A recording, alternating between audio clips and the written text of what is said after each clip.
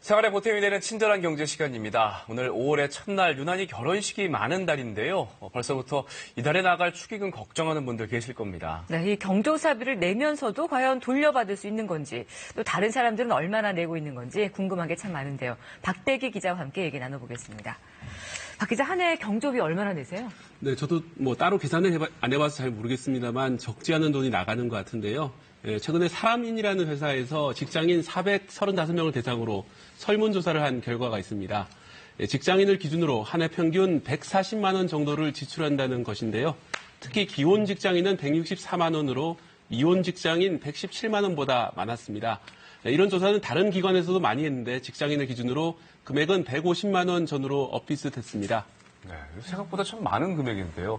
근데 이제 축의금 낼 때 많이들 고민하신 게 금액일 거예요. 네. 5만 원을 내야 될지, 10만 원을 내야 될지. 네. 이 설문조사 결과를 보면은 반반 정도인 것 같은데요. 5만 원과 10만 원 사이를 내는 경우가 많아 보입니다. 설문조사에서 직장인들은 한 번에 평균 7만 3천 원을 낸다고 응답했는데요. 네. 반 정도는 5만 원, 나머지 반은 10만 원을 냈다고 보시면 될 것 같습니다. 그리고 한 달 평균 경조사 참석 횟수는 1.6회로 나타났습니다. 이 같은 경조사 참석에 부담을 느끼는 사람들도 많은 것으로 나타났습니다. 응답자의 90%는 경조사 참석에 부담을 느낀다고 답했고요. 또 전체 응답자의 3분의 2가량은 경제적 부담 때문에 경조사 참석에 부담을 느낀다고 답했습니다.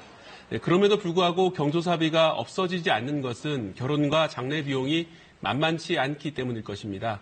지난해 평균 결혼 비용은 주택자금을 제외하더라도 6,200만 원대라는 조사 결과가 있습니다. 또 장례 비용도 1,300만 원대가 드는 것으로 나타났습니다. 실제로 경조사비가 장례식이나 결혼식 자금에 꽤 도움이 되는 것으로 나타나고 있습니다. 네, 그런데 내가 꾸준히 낸 경조사비가 있는데 이걸 과연 나중에 돌려받을 수 있을까 이렇게 걱정하시는 분들도 계시잖아요. 네, 답은 아무도 모른다겠죠. 하지만 이제 흥미로운 것은 최근에 이 주제를 놓고 연구 논문까지 발표돼서 제가 찾아서 읽어봤는데요. 네. 경조사비로 1만 원을 더 지불했을 때 얼마를 경조사비로 돌려받을 수 있는가를 따져봤습니다. 즉 내가 낸 1만 원이 얼마로 돌아올지를 예측해 본 것인데요. 약 6천 원에서 7천 원 정도가 돌아온다고 조사됐습니다. 즉 10만 원을 내면 6만 5천 원 정도는 돌아온다는 뜻입니다. 이번 조사는 2007년부터 2016년까지 10년 동안 조세재정연구원에서 구축해온 재정 패널 자료를 분석한 결과인데요.